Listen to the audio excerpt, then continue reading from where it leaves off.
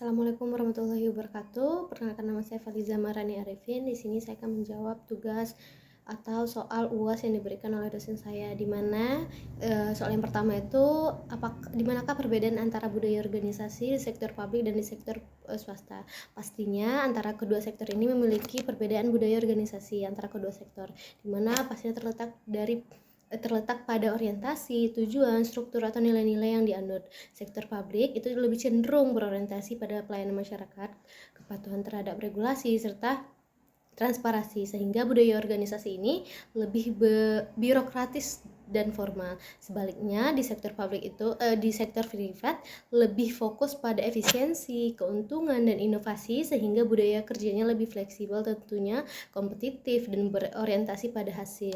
Perbedaan ini tuh mempengaruhi cara pengambilan keputusan, gaya kepemimpinan, serta motivasi kerja karyawan di masing-masing sektor.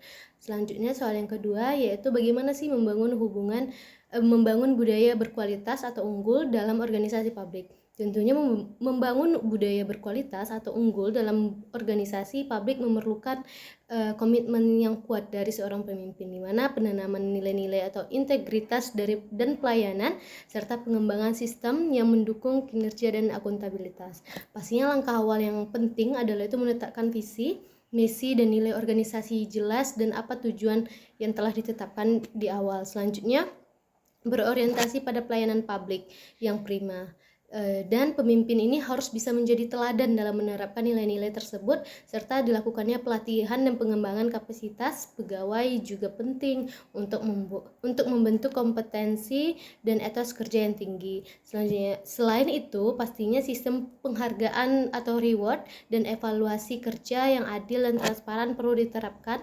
agar budaya kerja yang berkualitas itu terus terjaga dan berkembang secara berkelanjutan.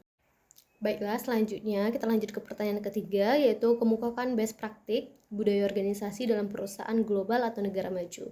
Dimana di sini saya mengambil perusahaan Group, yaitu perusahaan teknologi global asal Singapura yang membawahi merek besar seperti Shopee dan Garena. Di sini perusahaan ini tuh menunjukkan best praktik budaya organisasi yang berfokus pada inovasi, kecepatan, dan adaptabilitas.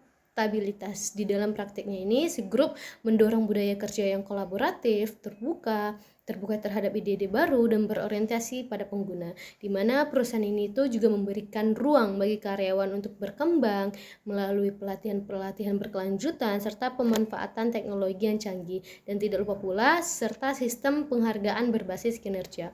Selain itu, Group menanamkan nilai serving user first, yaitu yang menjadikan kepuasan pengguna sebagai pusat dari setiap pengambilan keputusan. Budaya semacam ini pastinya memungkinkan Group tumbuh pesat di pasar digital Asia Tenggara dan menjadi contoh perusahaan dari negara-negara maju yang berhasil membangun budaya organisasi unggul di era ekonomi digital.